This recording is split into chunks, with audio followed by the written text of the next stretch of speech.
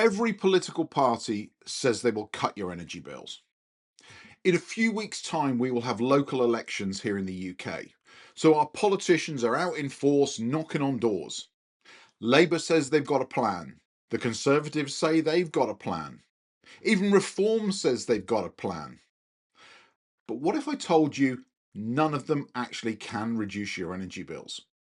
Not quickly, not in the way you think. And that's a problem because right now, the UK has some of the highest energy prices in the developed world. And it's holding our entire country back.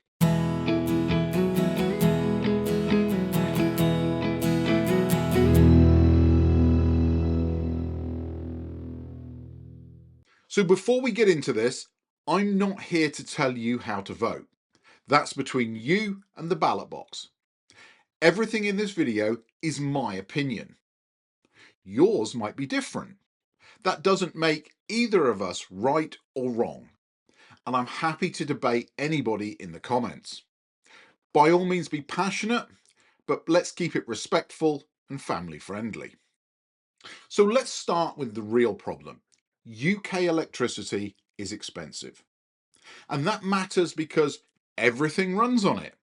From your heating to your car, even heavy industry is moving away from gas.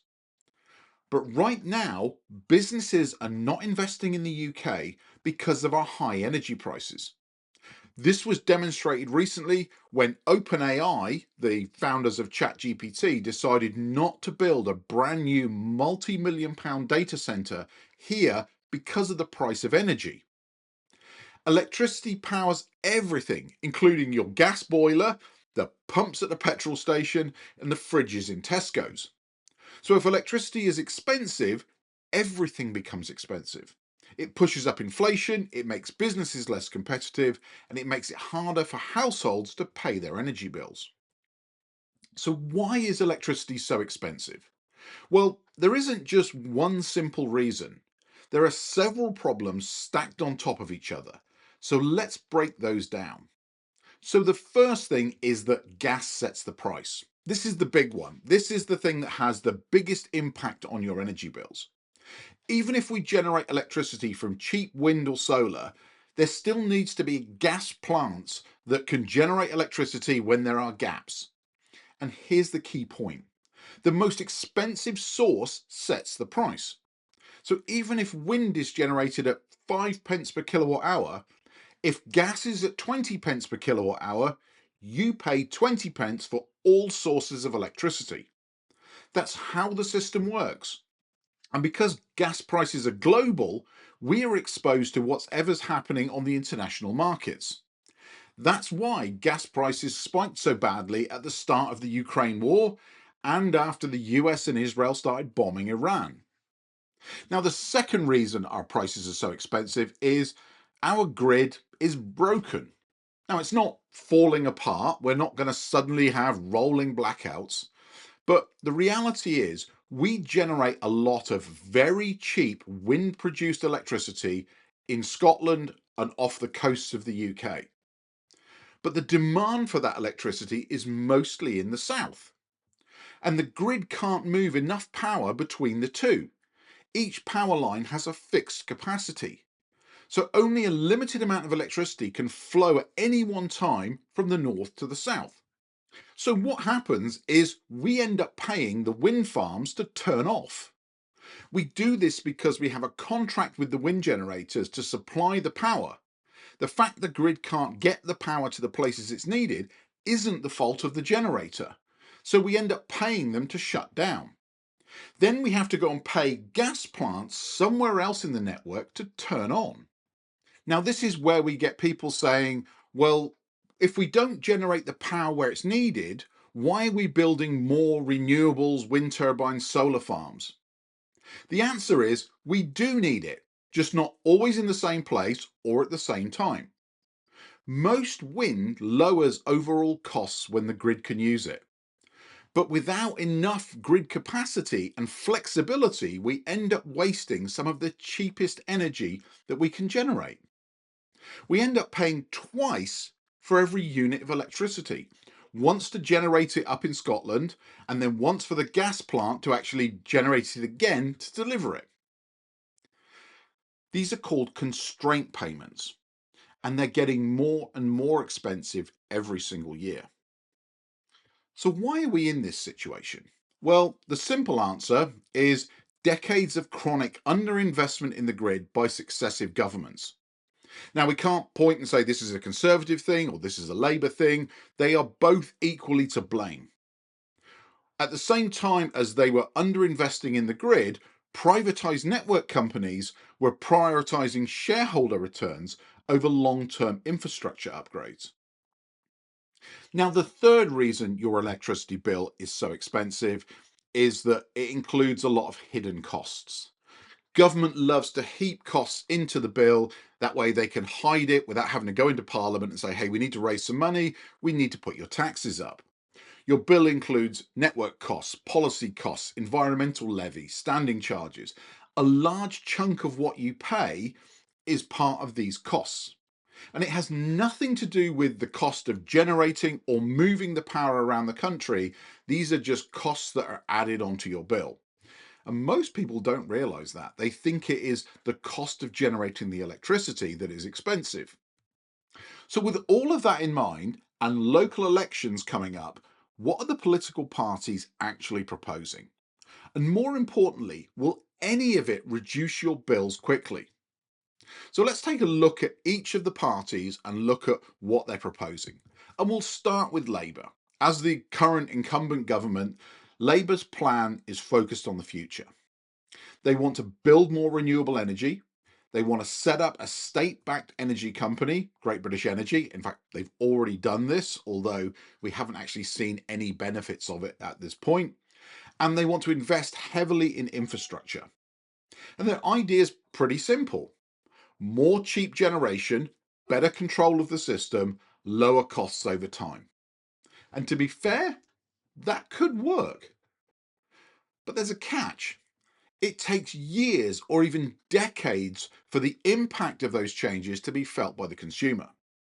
By the time they've got through planning, building, and upgrading the grid, they've probably been voted out, and another government will come in with a whole different set of plans and will forget about everything they tried to do during the last government. Labour promised to cut our bills by £300 in their last manifesto. And yes, we saw a small reduction recently when they took out some of the policy cost and moved it into general taxation, but that's already in danger of being wiped out as global events push global gas prices back up to the levels we saw in 2022. But that's the truth about manifesto promises. They're easy to announce, but the Labour government don't control the global gas price, and that's what actually sets your bill. So I would say Labour have some lofty goals, but none of it's going to cut your bill this winter. And if gas spikes again, it won't cut it next winter either. Now, what about the Conservatives? The Conservatives have a different approach. They want to focus on energy security. Their approaches include more UK gas and oil drilling in the North Sea, new North Sea licenses, support for nuclear, including small modular reactors, reducing reliance on imports, and slowing planning for offshore wind in some areas. So what would all that actually do? Well, they're talking about issuing new exploration licenses and extending existing fields in the North Sea. Now, I've already covered this in multiple videos, but the gas basins within the North Sea are very mature, and the gas that is still in them is very expensive to get out. So this is why companies are not rushing to try and get new licenses, because they wouldn't be able to sell that gas at market rates and make a profit. The Conservatives are also offering tax incentives to companies that will produce energy domestically. So again, trying to bring investment into the country. And they're backing long-term nuclear building, new power stations, and as I said a moment ago, small modular nuclear reactors. They also want to keep the current market structure largely intact. A market that we've already just talked about is broken, but they see that as the way forward because it helps bring investment into the country. Now, on the surface, Their plans sound like a quicker solution. Produce more energy at home, lower prices. But again, we come back to the reality. Gas prices are global. Even if we produce more gas in the North Sea here in the UK, the private companies that drill and produce that gas are going to sell it on the global market. So the price doesn't magically drop here in the UK just because the gas came from the UK. The gas will be at whatever price the global market dictates. Now, here's the uncomfortable bit. Most political parties have, should we say, influential donors. With the Labour Party, it's the unions. With the Conservative Party, they've historically received support from business interests, including donors linked to the energy and the finance industries. Now, this doesn't mean that policy is bought, but it does help shape priorities. And when the focus is on production and returns, we don't see our energy bills go down. Investment in grid upgrades and long-term infrastructure generally takes a back seat to more instantaneous profit. So you get more supply, but you don't necessarily get lower bills. Okay, let's turn to the Liberal Democrats. The Lib Dems have a completely different approach. Their focus is on reducing demand, not by telling everybody to live like it's the 1950s, but by making homes more efficient so you get the same level of comfort for less energy. Warmer homes, lower bills, not colder homes and extra jumpers. I heard them talk recently. Their policies include large-scale insulation programs. They've even talked about literally going street by street, retrofitting houses. Heat pumps and electrification of heating, rooftop solar for homes and businesses, energy efficiency grants and low interest loans, and reforming electricity pricing so gas doesn't always set the price. So what would all of that actually do? Well, they're talking about funding a nationwide insulation scheme to cut heat loss quickly. But we've tried this before. There have been other schemes. There were a lot of cowboy installers out there who actually made the situation worse rather than better. So they're talking about having strict standards to avoid the old cowboy issues. They're talking about having certified installers, independent inspections, and staged payments so that these companies only get paid after the work has been inspected and signed off, and they will have to provide long-term warranties and accountability for poor workmanship.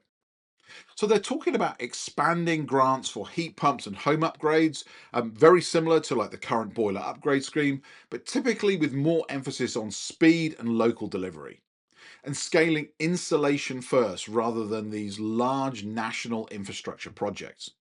They want to incentivize more rooftop solar with simpler rules that make it easier to support.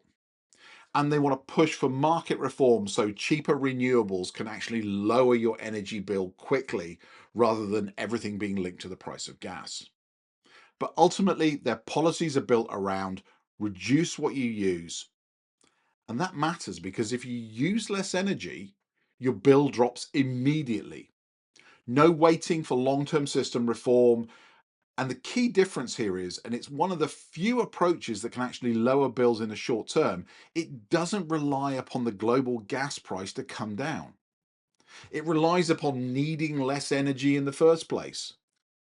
On the political influence front, the Lib Dems generally have a smaller donor base compared to the major parties, with less direct links to large fossil fuel or energy infrastructure interests. But that doesn't make them perfect, but it does mean their policies are more focused around demand reduction and household impact rather than large-scale projects with market returns. Now let's talk about the Greens, because the Greens have been in the press a lot recently with a major win in a recent by-election. The Greens want to go even further than all of the parties we've talked about right now. They want a rapid shift to renewables. They want to bring the energy infrastructure of the country into public ownership, and they want major investment in efficiency. Now, what does public ownership actually mean?